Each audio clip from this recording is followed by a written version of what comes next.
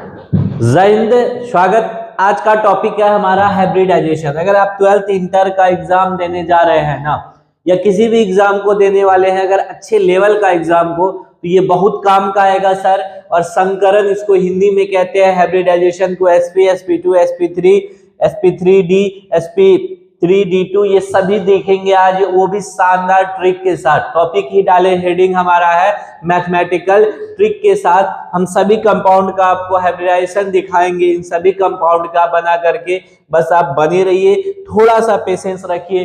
Trick बताने से पहले दो तीन बातें बता देते हैं कार्बन रसायन का, कार्बनिक यौगिक का।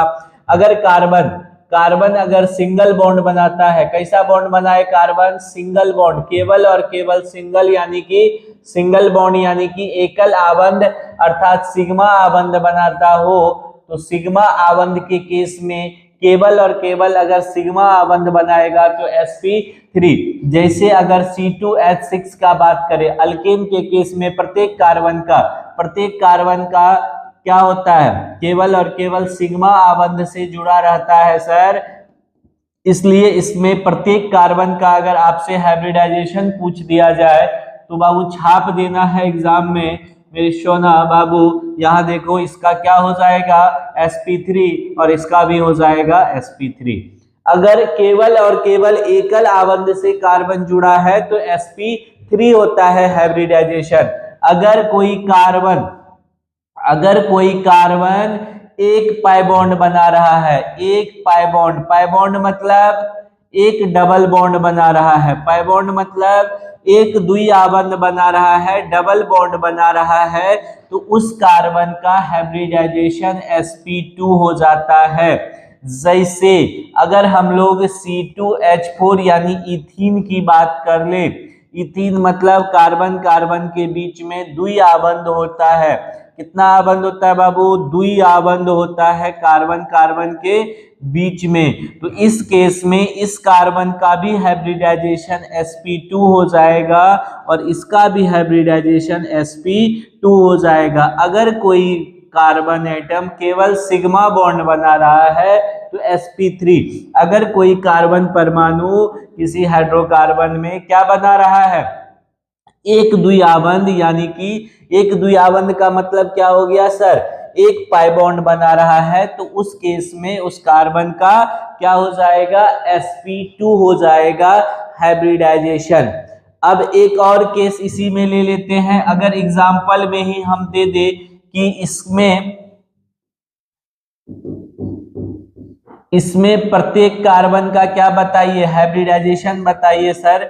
इस कंपाउंड का नाम क्या है बताइए? तो 1 2 3, 3 को क्या कहते हैं? 3 को प्रोपीन हो जाएगा, डबल बॉन्ड है। तो यहाँ पे ये कार्बन चूंकि एक पाई बॉन्ड बना रहा है, इसीलिए इसका हाइब्रिडाइजेशन sp2। ये भी कार्बन एक डबल बॉन्ड बना रहा है, इसका हाइब्रिडाइजेशन sp2। लेकिन ये कार्बन केवल और केवल सिग्मा आबंध बना रहा है, सिग्मा बॉन्ड बना रहा है, यानी सिंगल बॉन्ड बना रहा है, इसलिए इसका हाइब्रिडाइजेशन sp3। ये कंपाउंड दे करके या प्रोपीन लिख करके पूछ सकता है प्रत्येक कार्बन परमाणु का हाइब्रिडाइजेशन क्रमशः क्या होगा? तो क्रमशः sp2, sp3 हो जाएगा। ये बात क्लियर है? अब इसी में थोड़ा सा और आगे बढ़ रहे हैं सर। अगर कोई कार्बन एटम दो पाई बॉन्ड बना रहा है, अगर कोई कार्बन एटम कितना पाई बॉन्ड से जुड़ा हुआ है? 2 पाई बॉन्ड मतलब 2 डबल बॉन्ड से जुड़ा हुआ है। 2 पाई बॉन्ड मतलब 2 डबल बॉन्ड, अर्थात द्वि आबंध से जुड़ा हुआ है, तो इस केस में क्या हो जाएगा सर? उस कार्बन का हाइब्रिडाइजेशन sp हो जाएगा। क्या हो जाएगा? sp। कैसे? ये बतवा नहीं बुझाया। क्यों नहीं बुझाएगा सर? यहाँ देखिए, आपके दिमाग से बढ़कर कुछ है। इस कार्बन का अगर हाइब्रिडाइजेशन पूछे तो एक गो द्विआबंध से जुड़ा है, यहाँ हाइड्रोजन दे दीजिए, यहाँ हाइड्रोजन दे दीजिए। अगर देखिए इसमें प्रत्येक कार्बन का हाइब्रिडाइजेशन संकरण पूछ दे आपसे तो क्या होगा? देखिए ये एक ही द्विआबंध से जुड़ा है, मतलब इसका हाइब्रिडाइजेशन sp2 होगा गुरुजी। ये कार्बन जो है बाबू कितने द्विआबंध से जुड़ा है, 2 द्विआबंध से जुड़ा है, इसीलिए इसका हाइब्रिडाइजेशन sp हो जाएगा। एक और कार्बन जोड़ दे, एक और कार्बन जोड़ करके क्या करते हैं, इसको 3 हाइड्रोजन दे दीजिए। इस कार्बन का अगर हाइब्रिडाइजेशन पूछ दे मेरे बाबू, इसका क्या हो जाएगा sp2, इसका क्या हो जाएगा सोना sp3। क्यों हो जाएगा, क्योंकि केवल और केवल एकल आबंध से जुड़ा हुआ है। तो कोई कार्बन एटम केवल एकल आबंध यानी सिंगल बॉन्ड बनाता है तो sp3, एक द्विआबंध अर्थात डबल अर्थात पाई बॉन्ड बनाता है तो sp2, 2 पाई बॉन्ड बनाता है तो sp क्या sp होगा केवल। और सुन लीजिए, अगर कोई कार्बन एटम एक द्वित्रिआबंध तो बना नहीं सकता है, एक ट्रिपल बॉन्ड बनाता है। कैसा सर, एक ट्रिपल बॉन्ड बना ले तो उसका ट्रिपल मतलब त्रिआबंध बना ले सर, तो उसका हाइब्रिडाइजेशन भी sp ही होगा। जैसे अगर हम लोग इथाइन की केस की बात करें, इथाइन में प्रत्येक कार्बन का हाइब्रिडाइजेशन पूछ ले तो sp होगा। क्या होगा sp, क्योंकि यहाँ कार्बन किससे जुड़ा हुआ है, एक त्रिआबंध से यानी ट्रिपल बॉन्ड से, एक त्रिआबंध अर्थात ट्रिपल बॉन्ड से जुड़ा हुआ है, इसीलिए sp। अगर एक ट्रिपल बॉन्ड से जुड़ा हुआ है तो sp, 2 डबल बॉन्ड से जुड़ा है तो भी sp, एक डबल बॉन्ड से जुड़ा है sp2 और केवल सिंगल बॉन्ड से जुड़ा है तो sp3। ये हो गया कार्बन हाइड्रोकार्बन के लिए ट्रिक, जो आपका कहानी खत्म कर दिया। कार्बनिक यौगिक में आपको कार्बन कंपाउंड में प्रॉब्लम नहीं होने वाला है। अब आ जाइए ट्रिक की बात करते हैं, mathematical trick for hybridization, determine hybridization यानी संकरण के लिए गणितीय ट्रिक शानदार जानदार देंगे। बस 2 मिनट दिल थाम के बैठिएगा, सब कुछ रील में नहीं मिलेगा आपको। इसका कैसे निकालेंगे, तो ट्रिक कह रहा है कि हाइब्रिडाइजेशन बराबर सर होता है 1/2 गुना वैलेंस इलेक्ट्रॉन। किसका वैलेंस इलेक्ट्रॉन, Ca मतलब सेंट्रल एटम अर्थात जो मध्य का परमाणु है उसका वैलेंस इलेक्ट्रॉन देखेंगे, केवल वैलेंस इलेक्ट्रॉन मतलब सबसे बाह्यतम कक्षा में उपस्थित इलेक्ट्रॉनों की संख्या ले लेंगे, जोड़ कर देंगे नंबर ऑफ मोनोवैलेंट, जो उससे मोनोवैलेंट एटम जुड़ा रहेगा उसी को केवल लेना है। मोनोवैलेंट मतलब एक आबंध बनाने वाला एटम, अगर द्विआबंध वाला है तो छोड़ देंगे।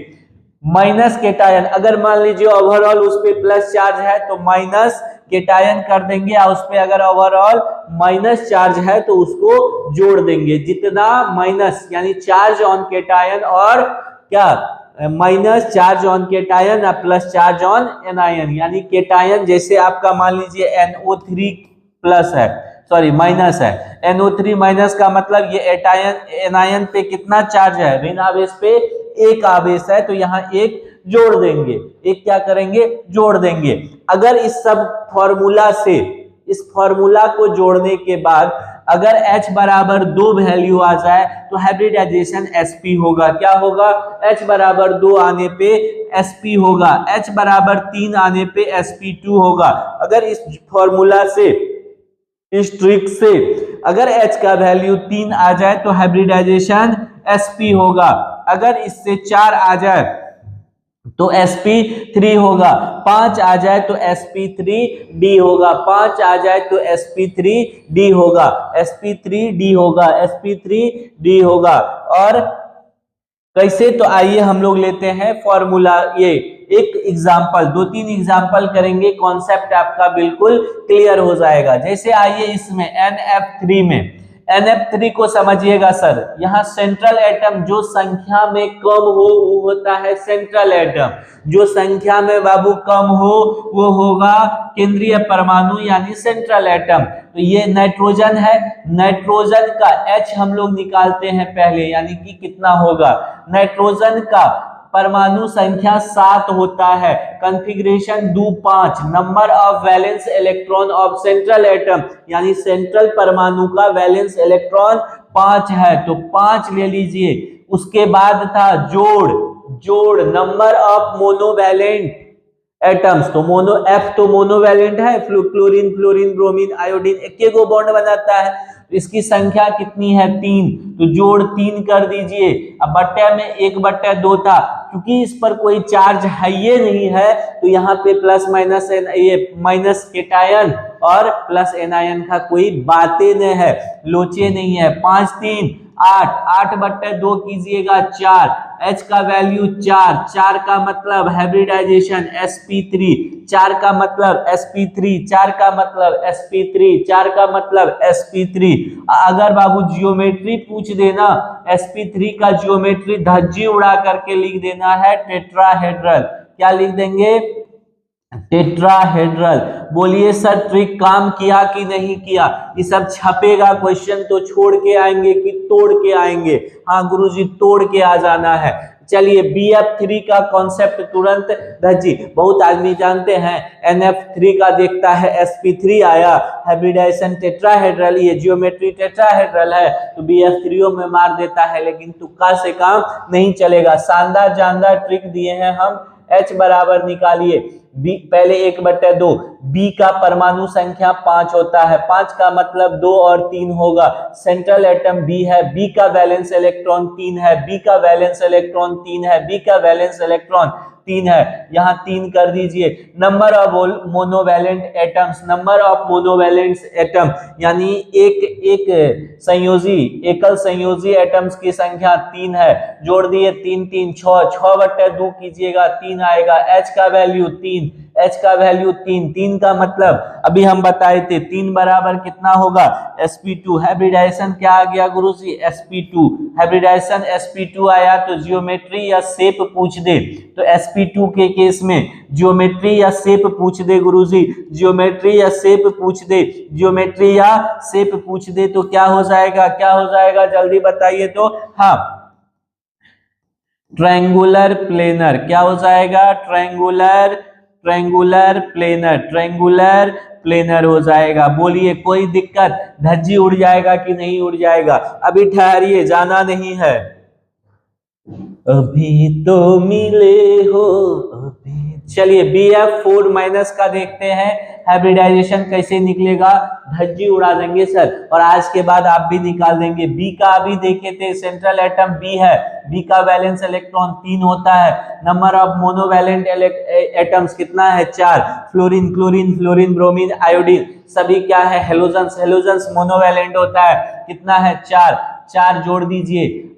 माइनस केटायन तो ये है नहीं, लेकिन ये ओवरऑल एनायन है, तो प्लस एक चीज जुड़ जाएगा, जितना एनायन है ना उसको जोड़ देना है लास्ट में। जोड़ दिए सर। चलिए चूंकि इस पर एक माइनस था तो प्लस 1 कर देना है, एक प्लस रहता तो माइनस 1 कर देते, 2 माइनस रहता तो 2 जोड़ देते, यहाँ जो रहेगा उसका उल्टा काम यहाँ कर देंगे। तो 4 3 7 1 8, 8/2, 8/2 का मतलब H का वैल्यू 4, H का वैल्यू 4 मतलब sp3। हाइब्रिडाइजेशन क्या हो जाएगा? BF4 माइनस का sp3, sp3 का तो अभी स्ट्रक्चर दिखाए हैं, जब भी sp3 होगा tetrahedral, sp3 tetrahedral, sp3 tetrahedral, sp3 tetrahedral. बोलिए इसका शेप क्या हो जाएगा? टेट्राहेड्रल हो जाएगा। कोई दिक्कत? कोई दिक्कत, कोई परेशानी नहीं। चलिए NH4 का भी निकाल लेते हैं इस फॉर्मूला से, एग्जाम में पूछेगा तो धज्जी उड़ा देंगे। N का अभी बोले थे, N में कितना था सर? सेंट्रल एटम में नंबर ऑफ इलेक्ट्रॉन्स, ये valence electron of central atom कितना होता है? 5। ये भी मोनोवैलेंट है तो 4, एक प्लस है तो एक माइनस करना होगा, क्योंकि इस पर क्या है? प्लस है तो केटायन को माइनस करते हैं और एनायन को जोड़ते हैं, तो 5 4 9 में से 1 गया तो 8 हो जाएगा। 8/2 मतलब 4, 4 का मतलब हाइब्रिडाइजेशन कैसा होगा? 4 का मतलब हाइब्रिडाइजेशन कैसा होगा? जल्दी बताइए हाइब्रिडाइजेशन कैसा होगा? जी हाँ 4 मतलब sp3, और sp3 मतलब टेट्राहेड्रल। जियोमेट्री कैसा होगा गुरुजी? जियोमेट्री कैसा होगा? जियोमेट्री कैसा होगा? टेट्राहेड्रल हो जाएगा। कोई दिक्कत? ए बाबू नूनू सुगा, बोलो ये ट्रिक धज्जी उड़ा रहा है कि नहीं? एग्जाम में पास कराने के लिए काफी है कि नहीं? अगर ये पूछ दिया तो चलो NO3 माइनस का भी देख लेते हैं। कोई कॉन्सेप्ट मन में नहीं रखना है, धज्जी उड़ा देना है। N का कितना? 1/2 तो रहबे करेगा फॉर्मूला से। N का सेंट्रल एटम 5 ऑक्सीजन को जोड़ना है कि नहीं? नहीं नहीं नहीं, यही था खतरा। ऑक्सीजन जुड़ेगा सर, ऑक्सीजन जुड़ेगा? नहीं जुड़ेगा। क्यों नहीं जुड़ेगा?